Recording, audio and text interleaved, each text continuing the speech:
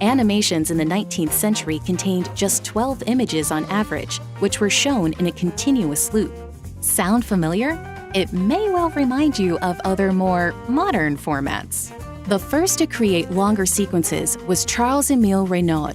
His pantomime luminesque lasted from 10 to 15 minutes and consisted of between 300 and 700 drawings projected through the théâtre optique, a system he himself invented. But the explosive rise of photo-based film meant that the public lost interest in his comic drawings. Reynaud, ruined and humiliated, destroyed his théâtre optique with a hammer and threw all his films into the Seine. Cinema had arrived, and animation was relegated to a child's toy. Nevertheless, experimentation didn't stop. J. Stuart Blackton, the father of American animation, was one of the first to use the stop-motion technique to tell stories.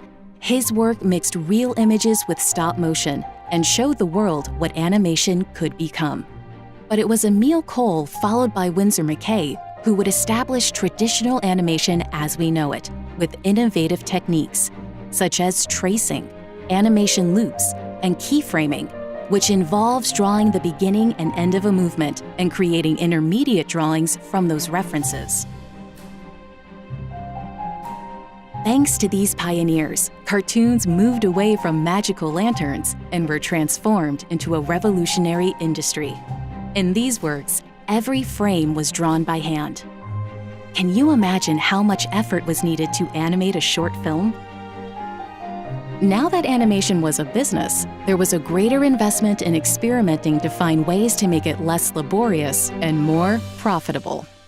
Cell animation was created with this objective in mind. It consisted of drawing different elements of the same frame on transparent sheets and reusing the sheets that weren't going to move. This ingenious solution reduced the work of the animators and dominated the industry until the 21st century. At the same time, animator Max Fleischer was working on another innovative method, rotoscoping, with which more detailed and realistic movements were achieved by tracing the frames of live-action videos. In fact, if you like how the characters of the legendary 1930s Betty Boop cartoons moved their bodies, it's because the animations were based on jazz singer Cab Calloway's dances. But the glamorous Betty Boop was not the first animation star either. Felix the Cat by animator Otto Mesmer made his debut in 1919, and his career took off immediately, as he went on to star in more than 100 short films, becoming the first cartoon with its own line of merchandising. Soon, the industry was brimming with shocking or humorous animations, but they were always short films. What about animated feature films? It was outside the United States where certain pioneers went against the status quo and dared to animate longer stories. Lotte Reiniger faced an industry where the idea of an animated feature seemed preposterous. Animated films were supposed to make people roar with laughter, and nobody had dared to entertain an audience with them for more than 10 minutes. The adventures of Prince Ahmed took a year to find a distributor who believed in it. When it did, however, its success was overwhelming. It is the first animated film that has been preserved, but it was only one of many.